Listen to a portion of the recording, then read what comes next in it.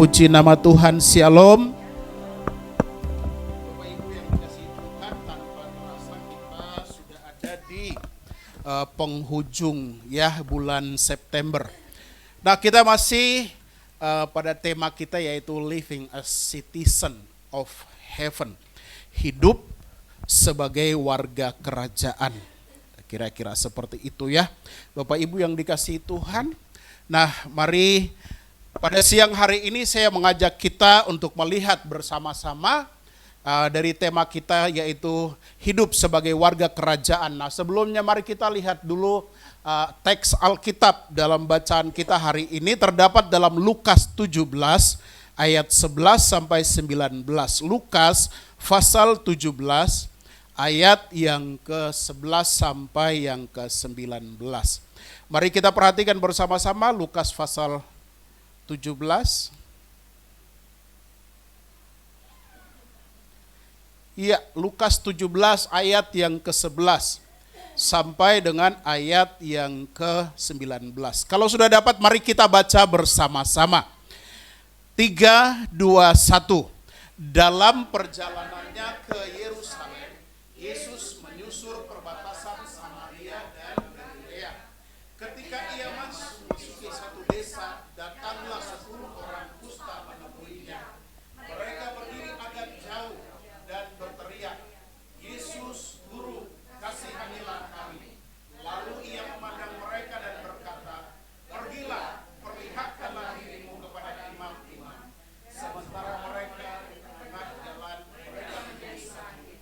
Salah seorang dari mereka ketika melihat bahwa ia telah sembuh, kembali sambil memuliakan Allah dengan suara nyaring, lalu sujud di depan kaki Yesus, mengucap syukur kepadanya.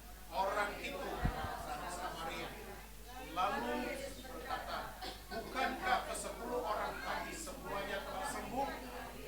Di manakah yang 9 orang itu? Tidak adakah di antara mereka yang kembali untuk memuliakan Allah selain orang asing ini?" Lalu ia berkata kepada orang itu, "Berdirilah, pergilah, imanmu telah menyelamatkan engkau."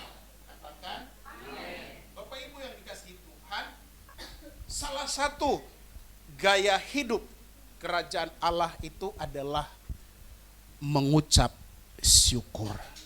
Katakan sama-sama, mengucap syukur.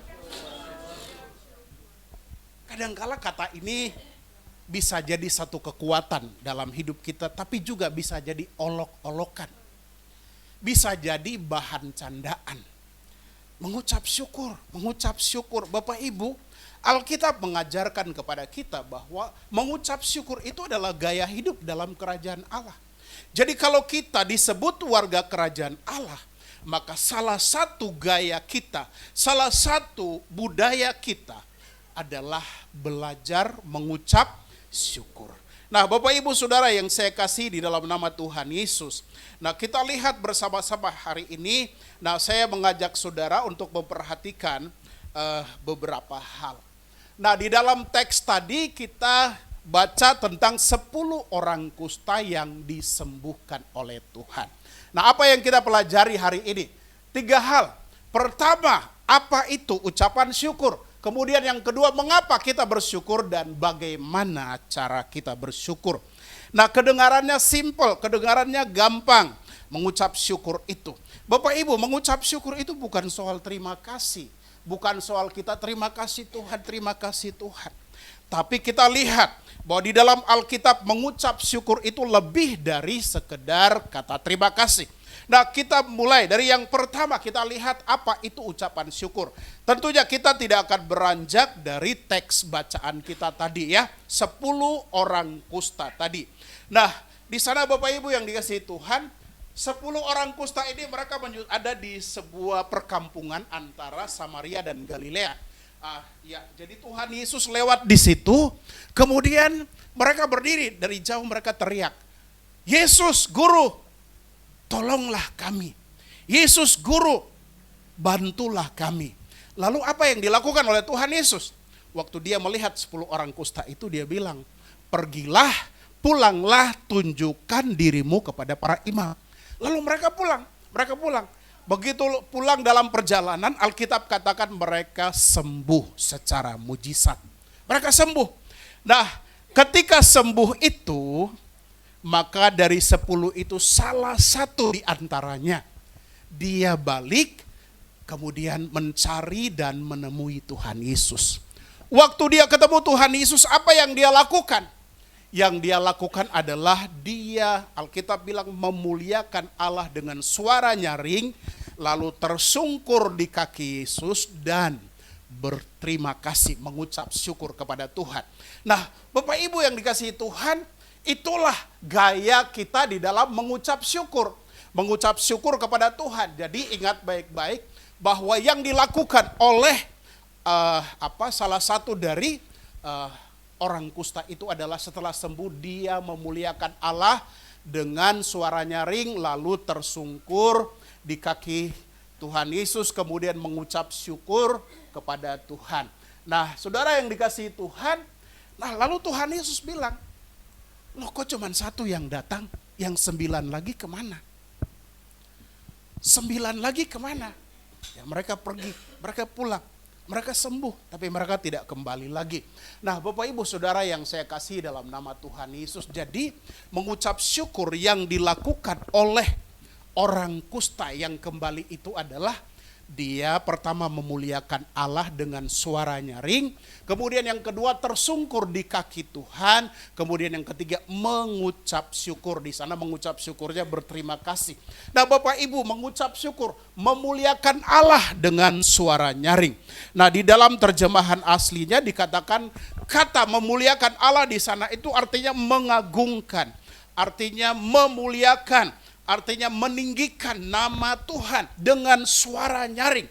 Nah, ini tidak hanya bicara tentang pujian, tapi ini bicara tentang gaya hidup kita. Bagaimana kita memuliakan Allah di setiap kesempatan hidup kita, dalam hal apa saja. Kita belajar untuk meninggikan Tuhan. Kita belajar untuk mengagungkan Tuhan di dalam hidup kita. Yang kedua adalah tersungkur. Nah, ini bicara tentang kerendahan hati. Tindakan iman dalam kerendahan hati, dia sujud menyembah kepada Tuhan. Dia percaya kepada Tuhan. Dia tahu, dia sadar bahwa Yesus itu adalah Tuhan. Yesus yang bisa melakukan apa yang dia perlukan, apa yang dia butuhkan. Dan yang ketiga adalah dia berterima kasih. Nah, kemudian kita lanjut yang kedua. Yang kedua, kenapa? Alasan apa yang membuat dia bersyukur kepada Tuhan? Nah, mari kita kembali ke cerita tadi ya. Orang yang balik, 1 orang yang sembuh itu adalah orang Samaria. Orang Samaria, kemudian 9 di antaranya itu adalah orang Yahudi. Bapak Ibu, dalam Alkitab itu diceritakan orang Samaria itu dan orang Yahudi itu selalu bermusuhan. Mereka tidak pernah akur. Orang Yahudi melihat atau memberi stigma buruk kepada orang Samaria. Orang Samaria itu orang yang kafir, najis, kotor, hina, rendah, dan sebagainya. Itu menurut pandangan orang Yahudi. Orang Yahudi melihat dirinya bahwa mereka adalah orang yang hebat, orang yang percaya kepada Tuhan. Mereka bangsa pilihan Tuhan, keturunan dari orang benar yang namanya Abraham. Karena itu mereka punya hak khusus, mereka punya status khusus di mata Tuhan. Tidak seperti orang Samaria. Nah, Bapak Ibu yang dikasihi Tuhan, di sini Yesus menggunakan perumpamaan ini, orang Samaria. Bapak Ibu, orang Samaria ini adalah orang yang berdosa, adalah orang yang najis menurut orang Yahudi. Tapi orang seperti inilah ketika dia mengalami kesembuhan, maka dia kembali untuk mengucap syukur kepada Tuhan. Lalu 9-nya kemana? Nah, di sini poinnya. Bapak Ibu yang dikasihi Tuhan, 9 orang Yahudi ini mereka sembuh karena mereka berpikir bahwa itu hak saya, itu upahku karena kebenaran hidupku. Orang Yahudi itu mereka diajarkan untuk taat kepada budaya mereka, kepada hukum Taurat. Mereka diajar dari kecil untuk percaya kepada Tuhan, untuk tidak hidup di dalam dosa, untuk melakukan perintah-perintah Tuhan di dalam hidupnya. Jadi mereka hidup ketat dengan ajaran hukum Taurat. Nah, karena itu di dalam pikiran mereka bahwa mereka karena bangsa pilihan, keturunan Abraham, mereka bukan orang berdosa. Jadi ketika dia sakit kusta, dia sembuh, buat dia itu wajar karena aku hidup benar. Itu wajar karena aku takut akan Tuhan. Bapak Ibu, beda dengan orang Samaria. Samaria ini orang berdosa, orang yang tidak layak, orang yang harusnya dihukum Tuhan. Tapi ketika dia mengalami kesembuhan, dia berbalik, kemudian datang kepada Tuhan, dia memuliakan Tuhan. Jadi Bapak Ibu, ada perbedaan di sini. Perbedaan artinya saya mau tekankan begini, orang Samaria ini menerima kesembuhan itu karena anugerah. Karena belas kasihan Tuhan, bukan karena dia orang benar, bukan karena dia taat kepada hukum agama. Tapi orang berdosa yang dilayakan Tuhan, orang berdosa yang diperkenan Tuhan untuk menerima kesembuhan. Nah, jadi kita lihat di sini, kenapa sampai cerita ini ditulis seperti itu? Bapak Ibu yang dikasihi Tuhan, poinnya ada di sini bahwa orang yang sadar akan anugerah Tuhan di dalam hidupnya. Artinya seperti orang kusta tadi, orang Samaria tadi. Orang berdosa yang tidak layak. Orang yang tidak baik, orang jahat yang tidak layak. Tapi dilayakkan oleh Tuhan karena anugerah. Nah, orang seperti inilah yang akan tahu apa artinya mengucap syukur kepada Tuhan. Apa artinya memuji dan memuliakan Tuhan. Apa artinya sujud di kaki Tuhan? Orang yang sadar akan anugerah. Beda dengan yang 9. 9 ini mereka kesembuh bukan karena anugerah, tapi itu pemberian. Mereka berhak untuk terima. Makanya orang seperti ini kurang sekali dalam bersyukur kepada Tuhan. Nah, Bapak Ibu, ada sebuah cerita dalam Lukas pasal 7. Waktu ada ahli Taurat namanya Simon, dia mengadakan pesta di rumahnya, dia mengundang Tuhan Yesus. Nah, waktu mereka sedang makan, di situ kemudian datanglah perempuan berdosa membawa minyak wangi di situ. Kemudian lalu perempuan itu datang di kaki Yesus, dia kemudian menyeka atau lap kakinya Tuhan itu pakai rambutnya. Dengan air mata yang berlinang dia duduk di kaki Tuhan. Nah, Simon, ahli Taurat ini dan teman-temannya kemudian berpikir dalam hati, ini orang kenapa dia lakukan ini ya? Kalau dia guru, dia mesti tahu itu kan orang berdosa. Yang namanya orang Yahudi itu benci dengan dosa. Orang berdosa harus dijauhkan.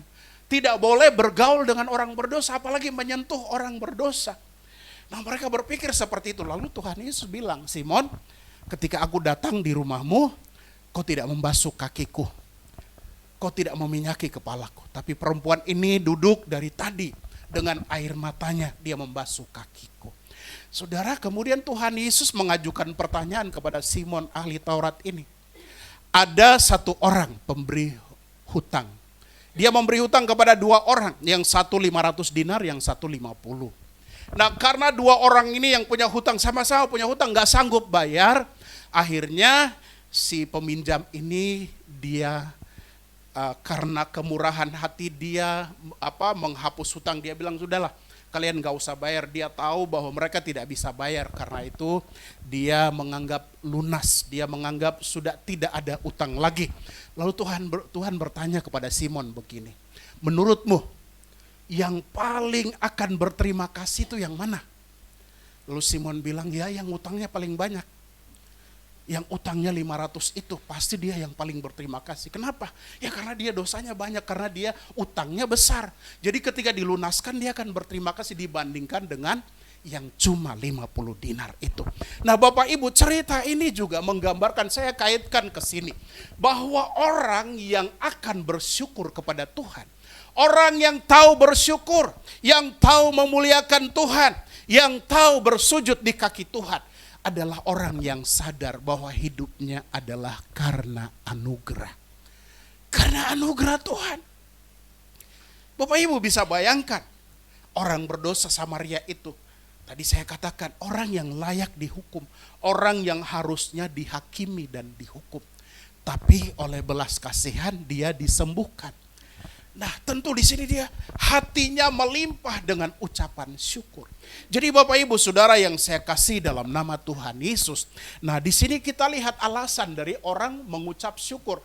Kita tahu di sini Bapak Ibu bahwa kita akan mengucap syukur. Tadi saya katakan, ingat pernyataan saya tadi bahwa kalau orang sadar akan anugerah Tuhan dalam hidupnya. Saya tidak tahu saudara ada di pihak mana. Saudara di mana? Apakah saudara hari ini dalam hidupmu kau sadar bahwa aku hidup hari ini karena anugerah Tuhan? Ataukah kau berpikir ya semua kan karena saya, karena usaha saya, karena kerja keras saya? Bapak Ibu, saya tidak mengatakan kepada saudara bahwa kita tidak boleh bekerja keras atau apapun. Tapi mari dalam konteks ini saya mau ajarkan kepada saudara bahwa kita bersyukur. Orang yang selalu merasa kalau saudara masih bisa lakukan sesuatu dengan kekuatanmu, maka saat itu tidak ada anugerah Tuhan bekerja di dalam hidupmu. Tapi waktu engkau menyerah, waktu engkau mengatakan Tuhan aku sudah tidak bisa, Tuhan aku sudah tidak mampu, Tuhan aku tidak sanggup lagi, disitulah anugerah Tuhan itu bekerja. Waktu kau tidak bisa, waktu kau sudah tidak mampu, waktu kau angkat tangan, kau menyerah, Tuhan aku gak bisa lagi. Disitulah anugerah Tuhan bekerja. Jadi Bapak Ibu Saudara yang saya kasih di dalam nama Tuhan, sekali lagi, orang yang tahu mengucap syukur, yang tahu memuliakan Tuhan, yang tahu sujud di kaki Tuhan itu adalah mereka yang sadar bahwa hidupnya adalah karena anugerah. Jadi Bapak Ibu Saudara yang saya kasih dalam nama Tuhan. Nah, ternyata Bapak Ibu bahwa bersyukur kepada Tuhan itu adalah tindakan iman. Itu tindakan iman. Apa yang dilakukan oleh orang Samaria, si kusta itu yang sembuh. Dia bertindak dengan iman, tindakan iman dia lakukan. Tanpa berpikir dia datang. Dia memuliakan Tuhan, dia bersyukur, dia sujud di kaki Tuhan. Dan Bapak Ibu tahu tindakan iman itu adalah tindakan yang disukai Tuhan. Itu tindakan yang berkenan kepada Tuhan. Ternyata kalau kita mengucap syukur itu adalah tindakan iman kita.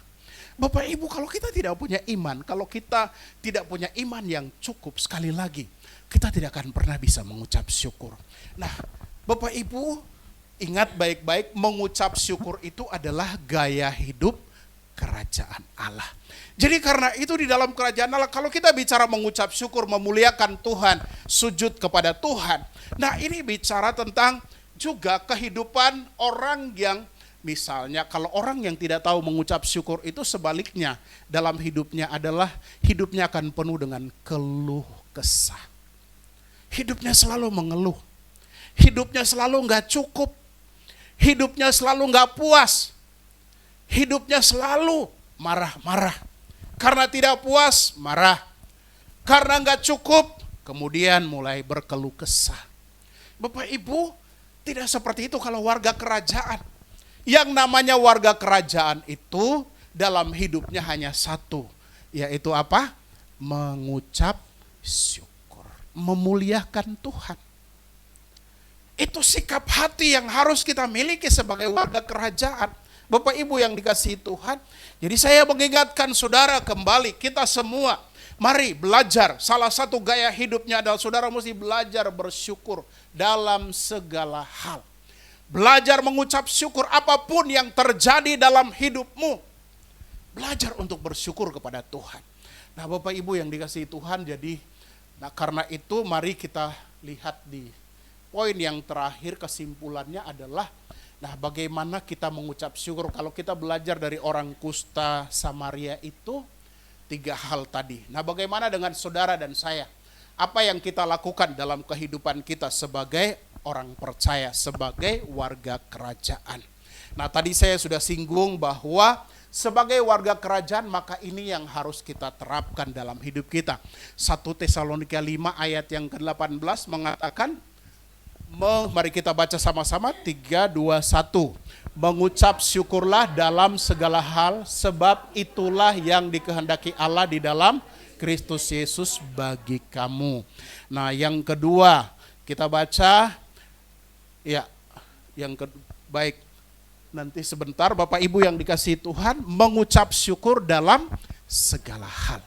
Artinya bahwa kita harus punya mentalitas sebagai warga kerajaan itu. Kita harus punya kebiasaan, kita harus punya budaya, kita harus punya tradisi seperti itu. Dalam keadaan apapun, selalu bersyukur. Dalam keadaan apapun, selalu memuliakan, memuji, meninggikan, mengagungkan Tuhan. Dalam keadaan apapun, kita akan selalu bersujud kepada Tuhan. Kita akan selalu menyembah Tuhan. Tidak pernah meninggalkan Tuhan. Tidak pernah jauh dari Tuhan. Dalam keadaan apapun selalu akan berterima kasih kepada Tuhan. Entah keadaan baik atau buruk. Keadaan apapun yang terjadi dalam hidup kita. Nah, kita mesti sadar Bapak Ibu yang dikasihi Tuhan. Nah, apa yang ingin saya tegaskan di sini? Nah, yang saya ingin tegaskan dalam rencana Tuhan. Rencana Tuhan tentang hidup kita, sejak dari kita percaya, sejak kita lahir baru, sejak kita diterima jadi warga kerajaan, mulailah rencana Tuhan dimulai dalam kehidupan kita. Dan rencana Tuhan itu dalam kehidupan kita, menurut pandangan Tuhan itu baik semuanya. Tapi menurut kita belum tentu baik. Belum tentu. Apalagi yang hubungannya dengan kesusahan. Apalagi yang hubungannya dengan penderitaan. Apalagi yang hubungannya dengan tekanan. Buat kita itu satu kesusahan. Buat kita, mungkin kita akan berpikir, jangan-jangan pekerjaan iblis dalam hidup saya. Apakah saya sedang iblis sedang menyerang saya ataukah apa?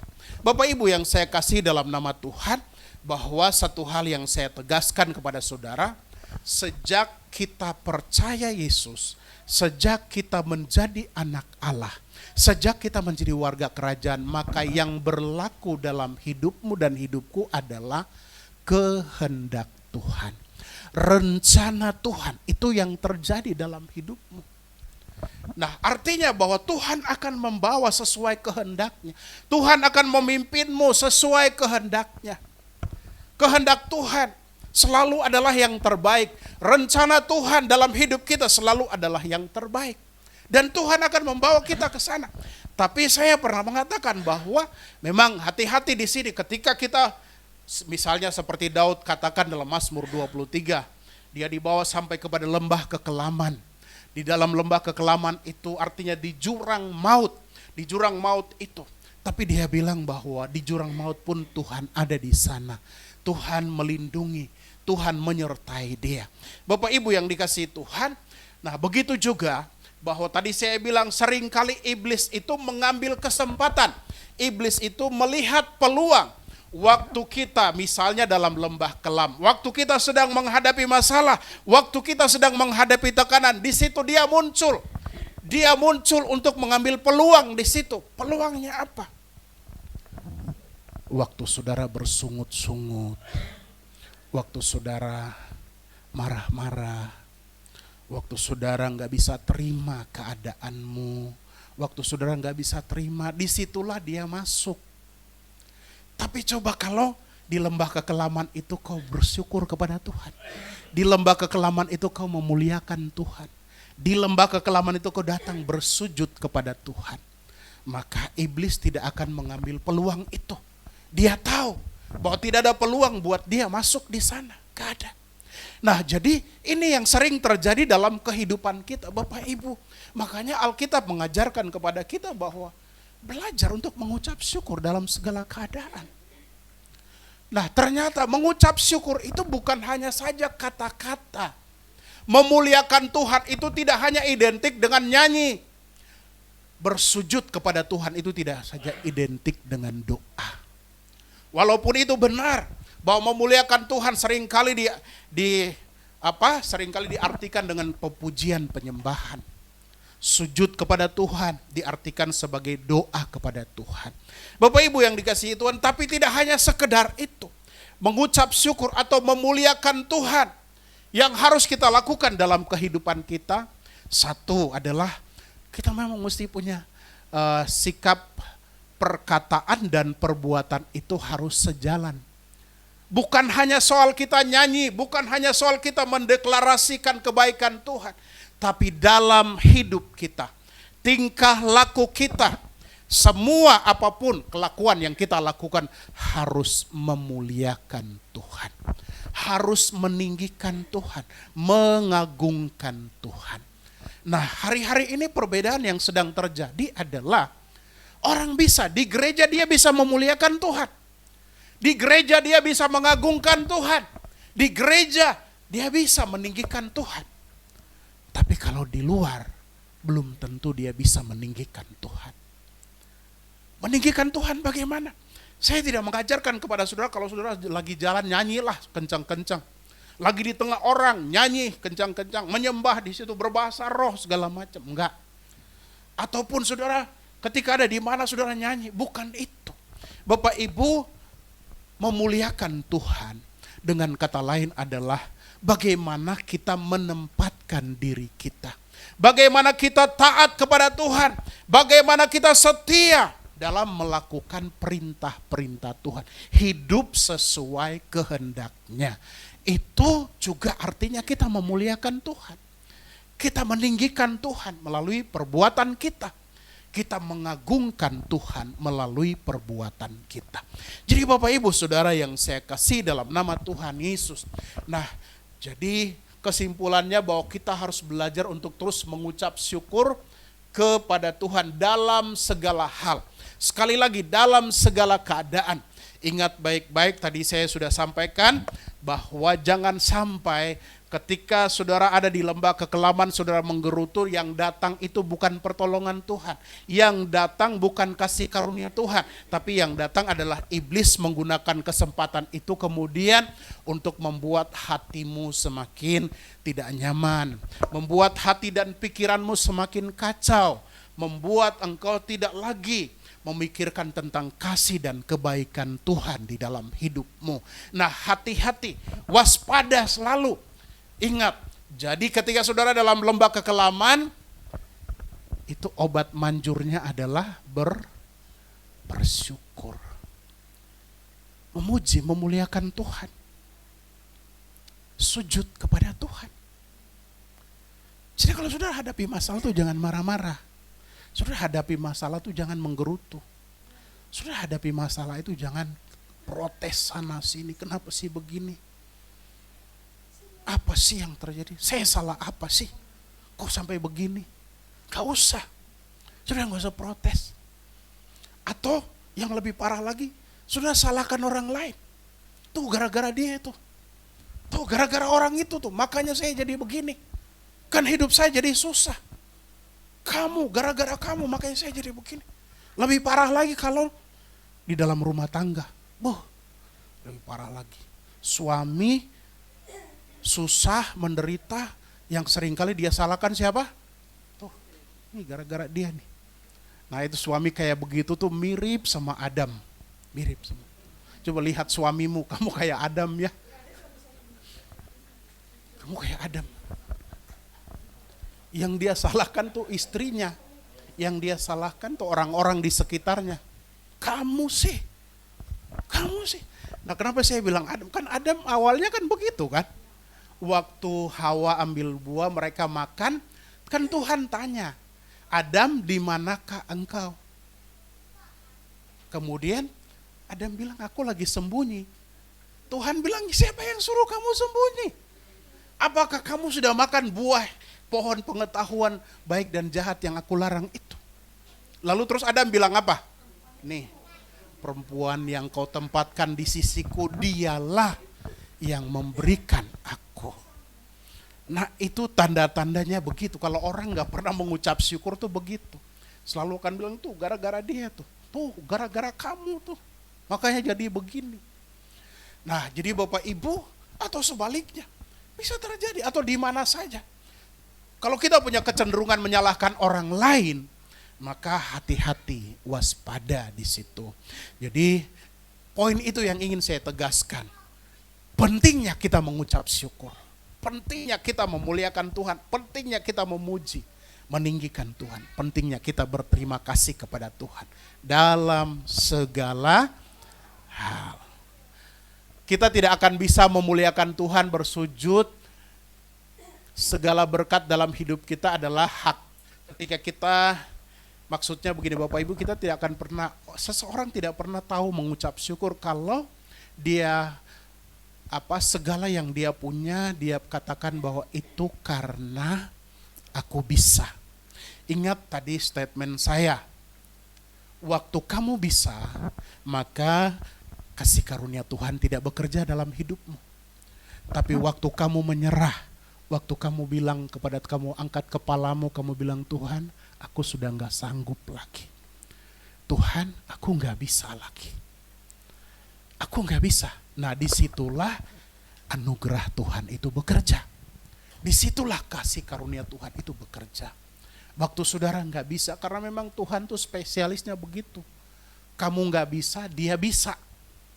Kamu gak mampu, dia mampu lakukan untukmu. Kamu gak bisa sembuh dari sakit penyakitmu, tapi Tuhan bisa sembuhkan dari sakit penyakit. Kamu gak bisa keluar dari persoalan masalahmu, tapi Tuhan bisa membawa engkau keluar dari situ. Itulah kasih karunia Tuhan. Jadi Bapak Ibu Saudara yang dikasihi Tuhan, mengucap syukur di dalam segala hal. Nah, mengucap Tuhan atau kita memuliakan Tuhan dengan segenap hati bersujud. Ya, ini yang tadi saya katakan. Jadi memuji Tuhan itu bukan satu kepura-puraan ya. Bukan satu kebiasaan. Nah, kemarin saya sudah mengingatkan ya, di Komsel Taman Cibodas, saya perhatikan bahwa di dalam ibadah kita itu seringkali kita datang kepada Tuhan itu satu kebiasaan. Satu kebiasaan, taruhlah misalnya saudara bertugas, tugas apa saja, pelayanan di gereja. Nah, seringkali kamu tidak lakukan itu dengan segenap hatimu. Kamu tidak lakukan melihat apa yang kamu lakukan itu sebagai sebuah kepercayaan yang Tuhan berikan. Supaya di situ kamu bisa mengekspresikan kasih Tuhan. Kamu bisa menyatakan kebaikan Tuhan melalui pelayananmu. Nah, seringkali pelayanan itu hanya sebagai tugas, jadwal. Nah, begitu juga, saya mau katakan jemaat juga seringkali seperti itu. Datang ke gereja, ngapain ke gereja? Pernah nggak tanya, Pak, tadi ke gereja, di gereja dapat apa? Pernah nggak nanya-nanya begitu? Nggak pernah. Ini cerita aja, lucu. Ada orang ke gereja pulang gitu, kemudian ditanya, tadi apa di gereja dapat apa? Nggak ada, nggak dapat apa-apa. Malah saya ngantuk, ketiduran tadi di gereja. Ngantuk, nggak dapat apa-apa. Ya di satu sisi mungkin saja bahwa firman Tuhan terlewatkan dari hidupmu. Tapi juga bisa jadi bahwa karena engkau punya kebiasaan, datang sama Tuhan tuh gak punya kerinduan. Mencari Tuhan itu tidak seperti orang lapar, orang haus. Gak seperti itu. Sudah datang aja. Karena banyak temanmu di gereja. Bisa bercanda, bersukaria di gereja, ketawa ketiwi segala macam gitu. Makanya di dalam ibadah gak dapat apa-apa. Karena begitu. Saudara gak punya kerinduan. Hanya orang yang punya kerinduan, punya rasa lapar dan haus, mereka yang bisa menemukan Tuhan dalam hidupnya. Nah, di dalam gereja itu kan paling tidak 3 hal terjadi yang kita mesti dapat. 1, perjumpaan dengan kebenaran. Kebenaran Tuhan, kita berjumpa dengan kebenaran. Yang kedua, berjumpa dengan kuasa Tuhan yang mengubahkan. Yang ketiga, berjumpa dengan kasih Tuhan dalam hidup. Nah, di dalam ibadah itu yang mesti kita cari, itu yang mesti kita kejar, itu yang mesti kita utamakan.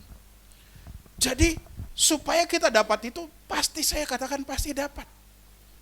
Karena Tuhan bilang begini, Tuhan Yesus mengajarkan tentang doa, dia bilang begini, barang siapa mencari, dia akan mendapat. Barang siapa mengetok pintu, baginya pintu akan dibukakan. Hanya orang yang rindu, hanya orang yang sungguh-sungguh mencari Tuhan, merekalah yang akan mendapatkan Tuhan itu. Mereka akan mengalami tadi perjumpaan dengan kebenaran, perjumpaan dengan kuasa Tuhan, perjumpaan dengan kasih Tuhan. Mereka yang akan mengalami. Jadi Bapak Ibu Saudara yang saya kasih dalam nama Tuhan, karena itu hati-hati dengan kebiasaan tadi. Jangan membangun kebiasaan bahwa kita ke gereja ya sudah. Karena ini hari Minggu saya orang Kristen ya saya mesti ke gereja. Karena di gereja banyak teman-teman ya sudah. Karena di gereja musiknya bagus. Apalagi kalau di mall, wah enak banget tuh. Selesai kebaktian udah langsung keliling-keliling di mall gitu. Puji Tuhan di sini nggak ada mall. Yang ada cuma warteg di sebelah gitu. Jadi saudara nggak bisa keliling-keliling kemana-mana gitu. Nah jadi Bapak Ibu yang dikasihi Tuhan, nah itu penting sekali dalam kehidupan kita. Sama kita mengucap syukur. Mengucap syukur seperti itu bahwa hanya orang yang sadar hidupnya adalah karena anugerah. Maka orang itu yang tahu berterima kasih. Tahu memuliakan Tuhan. Tahu untuk sujud kepada Tuhan. Nah Bapak Ibu Saudara yang dikasihi Tuhan. Nah kita lihat yang berikutnya adalah memuliakan Tuhan, bersujud, bersyukur itu. Bukan hanya tadi saya katakan bukan hanya tindakan di mulut saja. Tapi melalui sikap hidup kita. Sikap hidup menunjukkan kita memuliakan Tuhan. Menunjukkan kita sujud kepada Tuhan. Sujud kepada Tuhan itu kalau di Alkitab itu benar-benar berlutut bersujud. Tapi di dalam perjanjian baru, Yesus datang, kalau saudara baca di Yohanes 4 itu tentang perempuan Samaria, Tuhan tuh cuma bilang begini bahwa saatnya telah tiba, barang siapa menyembah Bapa harus menyembah dalam roh dan kebenaran. Artinya begini Bapak Ibu, satu, bahwa sejak dari hari itu, bahkan sekarang, penyembahan kepada Tuhan itu tidak harus lagi jadwalnya begini. Tapi dimanapun saudara bisa menyembah Tuhan. Dimanapun, kapanpun saudara harus menyembah Tuhan. Harus memuliakan Tuhan. Harus bersyukur kepada Tuhan. Nah ini menggambarkan pola ibadah orang Yahudi maupun orang Samaria. Mereka kalau ibadah itu ada jadwalnya. Hari Sabat itu hari apa, perayaan ini jatuhnya tanggal berapa, kemudian liturgi di gereja itu modelnya kayak apa. Jadi mereka melakukan sesuai dengan jadwal itu. Tuhan bilang penyembahan kepada Tuhan sekarang itu tidak lagi seperti itu. Dimanapun kamu bisa, yang penting hatimu terhubung dengan Tuhan, hatimu connect dengan Tuhan. Di situ kamu bisa belajar, kamu bisa memuliakan Tuhan. Waktu hatimu terhubung dengan Tuhan, maka di situ kamu bisa berterima kasih. Enggak harus tunggu di gereja dulu, enggak harus tunggu hari Minggu dulu.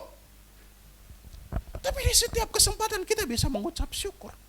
Jadi Bapak Ibu Saudara yang dikasihi Tuhan, jadi bahwa kita memuliakan Tuhan itu kapanpun, di mana saja kita bisa memuliakan Tuhan. Kapan dan di mana saja kita bisa bersujud kepada Tuhan. Kapan dan di mana saja kita bisa berterima kasih kepada Tuhan. Tidak harus tunggu harinya, tidak harus tunggu jamnya, tidak harus tunggu tempatnya. Tapi kapanpun kita bisa mengucap syukur. Nah itu gaya hidupnya warga kerajaan itu seperti itu Bapak Ibu yang dikasihi Tuhan. Jadi nah sekali lagi mengucap syukur, memuliakan Tuhan, berterima kasih. Bukan hanya dengan kata-kata, tapi dengan sikap dan tindakan kita. Perbuatan kita. Artinya hidup kita mesti benar. Kita mesti hidup sesuai kebenaran. Bapak Ibu, saya tutup. Pak Roni itu sering bilang begini, bahwa di rock itu punya yang namanya DNA. DNA itu apa ya? Si sederhananya itu pembentuk sifat ya. Jadi di situ orang kalau masuk dalam satu kelompok dia punya sifat yang sama, atau satu DNA dia punya sifat yang sama dari sumber yang sama. Nah Bapak Ibu Saudara yang dikasihi Tuhan, nah di dalam kehidupan kita mengikut Tuhan, nah ingat baik-baik bahwa kita punya kebiasaan yang disebut kebiasaan kerajaan. Nah karena itu di dalam hidup kita Kita mesti ikut aturan, ikut kebiasaan itu. Jangan saudara bilang masuk kerajaan Allah, tapi hidupmu, kebiasaanmu masih seperti orang yang hidup di luar kerajaan. Hidupmu sembarangan, hidupmu gak ikuti perintah, hidupmu jauh dari apa yang Tuhan katakan. Nah jelas itu salah. Itu bisa dikatakan bahwa kamu tidak bisa mengucap syukur dengan cara seperti itu. Badan di dalam gereja, pikirannya ada di jalan. Badan di dalam gereja, tapi kelakuannya enggak kayak orang gereja, enggak kayak di dalam kerajaan. Nah itu bukan tindakan mengucap syukur, itu bukan tindakan memuliakan Tuhan, itu bukan tindakan kita menyenangkan hati Tuhan. Jadi Bapak Ibu yang dikasihi Tuhan, sekali lagi salah satu gaya hidup. Kalau saudara mau hidup sebagai warga kerajaan, jangan lupa gayanya adalah mengucap syukur. Mengucap syukur itu bukan hanya terima kasih, tapi di dalamnya ada saudara memuliakan Tuhan. Yang kedua saudara sujud di kaki Tuhan. Yang ketiga saudara belajar berterima kasih kepada Tuhan. Itu budaya kerajaan. Dan itu saudara mesti ngerti, saudara mesti paham, dan saudara harus terbiasa hidup di dalamnya. Saudara mesti belajar itu. Ingat, jangan lagi, Paulus bilang, jangan kamu menjadi serupa dengan dunia.